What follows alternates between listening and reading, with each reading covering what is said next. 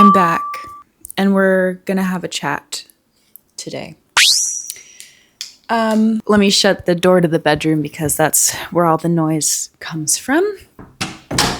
The kind of life I want, which is a liberated life, which is the life of an artist, that is what success is to me, is freedom to express myself, to say exactly what I want to say, to not have to censor myself, to not have to perform an identity that gets me power. I want to see if it's possible to be successful without bullshit. There's actually a whole essay on this that I read in high school called On Bullshit. I feel like that would be a really interesting thing to read again. Life comes in seasons and cycles. It will feel mundane sometimes. It will feel magical at times. It's all of it. And feelings are house guests. And I've had this metaphor in mind for a while now. And basically, I think all feelings are divine messengers, divine messengers, and they come to visit.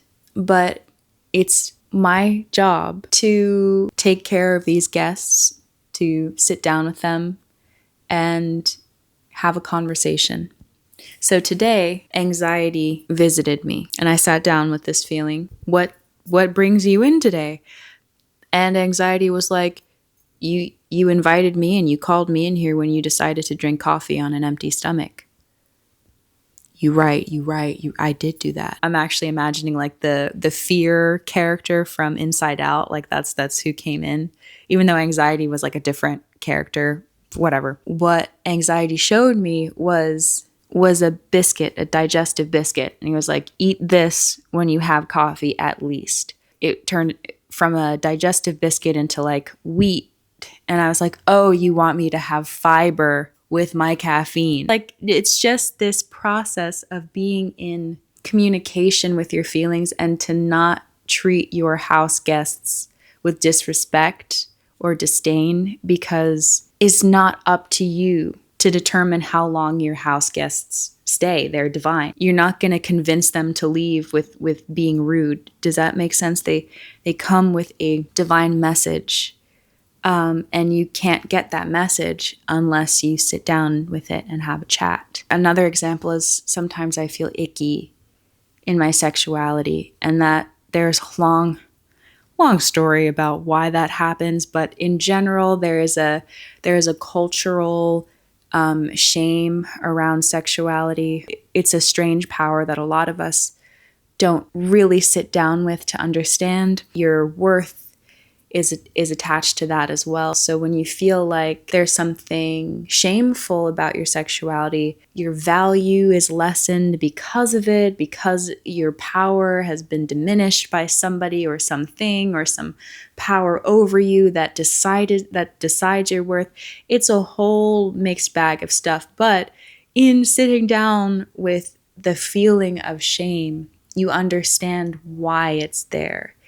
And it's in this conversation that these feelings get released, because these feelings, I believe, know that they're house guests and know they're not meant to stay. They don't want to stay. But depending on how you treat them, depending on your willingness to sit down with them, they can be stubborn because you haven't gotten the message that they came here to deliver.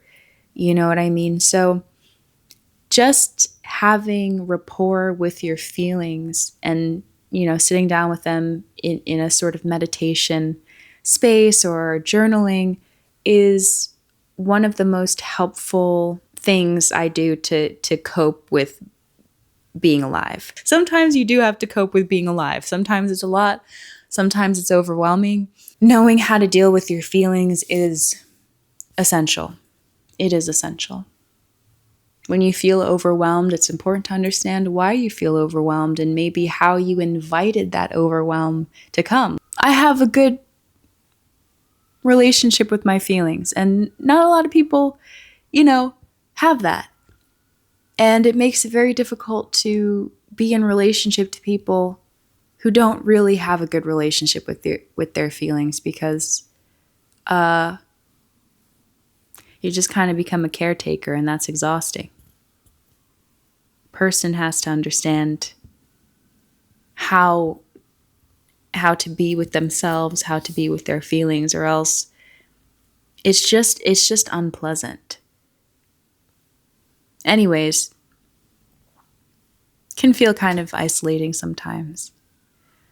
Not that I want to be isolated. I'm open to new people being in my life. It's just not a lot of people really do that work.